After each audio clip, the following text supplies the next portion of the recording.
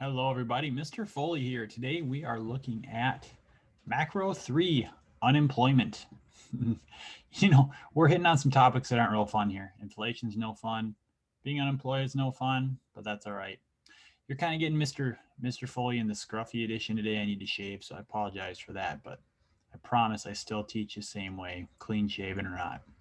So there you go. All right, so we're going to look through the basics of unemployment. This should go pretty quick, which I know you'll probably be happy with. So you can pull your notes out for your macroeconomics unit, part 1.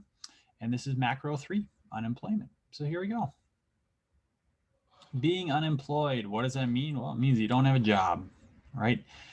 That's it. You don't have a job. It's as simple as that. And we're going to look at specific conditions that need to be met. It's not simply that you don't have a job, it's that you're not looking for a job and things like that. My 10-year-old doesn't have a job, but he's not unemployed because he doesn't meet the qualifications. So let's look at our qualifications. There are 3. First off, though, 10.1%, 13% of Americans are unemployed in January 2021.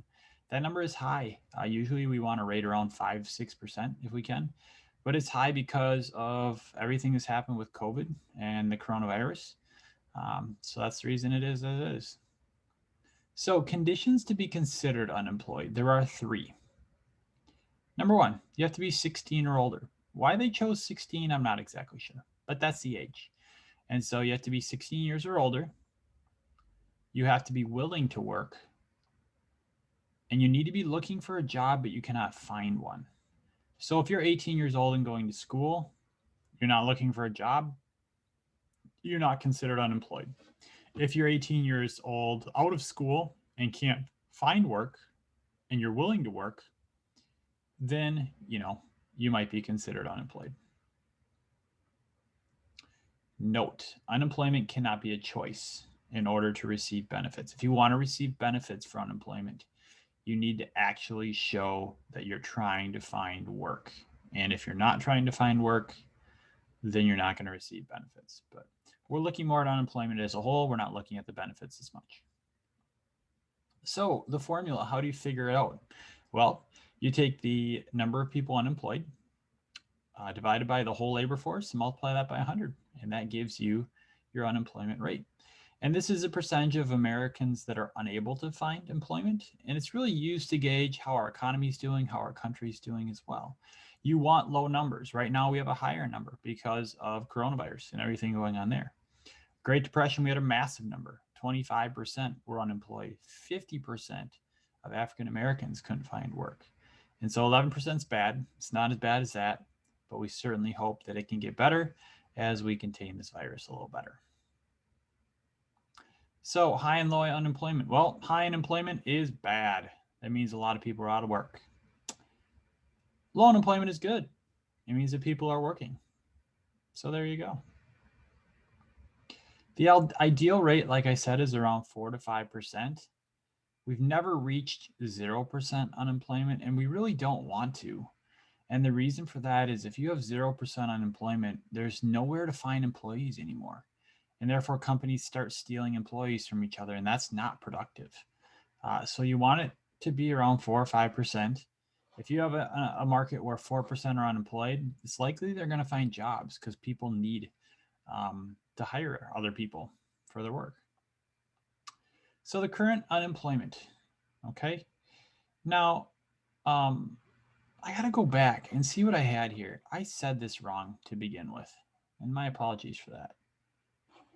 This means 10.13 million unemployed Americans. So that's how many are unemployed now. I said the rate wrong. I apologize for that. The actual rate, when we look ahead here, is, there we go, 6.3% nationally. So it's not wonderful, but it certainly isn't bad. Now, we were above that 11%, right? We were up to around 15%, which is the highest since January of 2009. But we're dropping. And you can see that what we've had with COVID, people are starting to get back to work. The market's starting to get better. So 6.3%. I'm really glad it's not 11%. That'd be bad. So I said that wrong. I apologize. If you want to look at states, Different states are going to be a little different. You can see the lowest ranks are going to be here. And, basically from Delaware on up, these are good rates. They're around that 5% or less. Wisconsin, we're at about 5.5, so we're about perfect. It's right around where you want to be. Some states are not in good condition. Hawaii, 9.2%, Nevada, 9.2%, California, Colorado, so not doing as well right now. But yeah, some places doing much better. Okay. So there's going to be 4 types of unemployment we talk about: structural, cyclical, frictional, and seasonal. You won't have notes for seasonal. That's okay. You can add them in if you want to, but it's pretty easy to understand that one. So your first type is frictional, and this is when workers are temporarily between jobs. They usually will not qualify for unemployment benefits because a lot of times people choose to be unemployed in this situation. Here are some examples. A person leaving school or college to find their first job. They're frictionally unemployed. They don't have a job at the moment because they're trying to find their first job. People who leave work to search for another job. So if I decide to leave Ellsworth and search for another job and I'm unemployed for a while, that's my choice. That fits as frictional. Early retirement and coming back. So I know somebody who works in the school district who had a different job, retired from that, and now is coming back for another job. Maybe some people are doing it for a part-time job. So they're unemployed in between things. Mothers returning to active job search. So my wife stays at home with our kids. Maybe next year, maybe the year after, she'll probably go back to work. And so when she's looking for work, she'll be frictionally unemployed. All these cases, because they're choosing to not work at the moment and they're in the process of finding a job, they are not going to receive unemployment benefits. The next one, structural unemployment. This is very different. This is a really hard one to deal with. If you have a changing economy or changing technology that makes a worker's skills obsolete, and what you find here is that there may not be jobs available in that field anymore, or there's very few positions and you have a lot of workers. When I went to school in Stevens Point, Wisconsin, we had a lot of people in the paper mill industry that were going back to college because the paper mill jobs were going overseas to China and different places, and their skills were no longer needed. And so they were going back to school to try to find a different job, get some skills for a different job. So some examples here. If you have a decline in manufacturing, if you no longer have manufacturing in a city, paper mills fit that. Detroit with the automobile industry.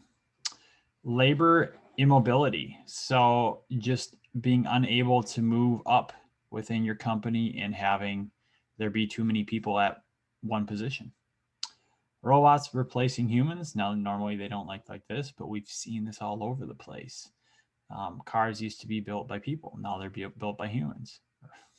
No, they're not. Let me rephrase that. Cars used to be built by humans. Now they're built by robots. A lot of cashiers. There's no longer as many cashier positions because there's more positions that are now, you just go and check out on your own. Foreign competition, growing imports. And so sometimes American jobs are lost because they're outsourced. They're sent to different countries where people are paid less per hour. Okay. And, all this a lot of times leads to unskilled labor force that's retraining. You have people who had jobs in factories who had specific skills that fit well for that. And then all of a sudden that job's not there anymore. And so they're stuck in this position where now they need to convert to a different job and they may need to relearn some skills for that first. Structural unemployment is really tough because it might be a year, 5 years, 10 years for some of these people before they find a job that they feel satisfied with again. So my heart goes out for people that face structural unemployment. Our third type is usually temporary. And I need to fix this. Excuse me. This should be cyclical unemployment. There we go. Okay. And with cyclical unemployment, you have a situation where you have a weak economy or maybe a recession. And because of that, people can't find work. Great example is coronavirus. As more and more people were not at work because of that, you saw that people lost jobs. There were less jobs available. We see it during a recession when companies aren't doing well. And so cyclical unemployment as workers lose their jobs because of downturns in the business cycle. It could be a recession or depression. It's usually a cause for high unemployment, but it's usually temporary. Usually it doesn't last too long. It may last a year or two, which is long enough. But then markets usually get better. And so hopefully that's what we'll see in our economy now. We're starting to see a bounce back. Hopefully that'll continue. The last category is seasonal. Like I said, you don't have to really write down anything for this if you don't want to. These are jobs that usually operate during certain seasons. And if you're receiving unemployment, employers usually pay an extra. So for example, I know somebody who works in concrete. They are seasonally unemployed in the winter. They don't have a job because it's too cold to pour concrete. So their employer pays in extra to unemployment so that when they are in the winter and they're not working, they can receive unemployment for that period of time. And then when spring comes, they go back to work. Now, why do they do that? Well, it's because these people have skills in certain areas and we want them to keep those jobs. But their employers want them to receive unemployment so they don't find other work in the off season and maybe switch to a different job. So you can see this in tourism in certain areas that only see a lot of tourists, maybe during the summer, that kind of thing, or like ski resorts, maybe during the winter. You certainly see it with farming. There's a lot of farm work that needs to be done in the spring, summer, and fall, but not in the winter. Retail, all those Santa Clauses out there, in other fields as well. So our last category we're going to look at is, when you do have unemployment, what does the government try to do to help reduce unemployment, to get more people working? So here's what we have. Number one is the business tax credit. Let me move over here so I'm out of the way. Now with this, basically, if companies agree to expand production, if they can show that they're hiring more people to work, the government might give them reduced taxes. And so as a tax incentive, so they pay less there and they can hire more people. So more people are working and the company pays a little less in taxes. And that's kind of the incentive to do it. The potential problem, well, you're reducing taxes.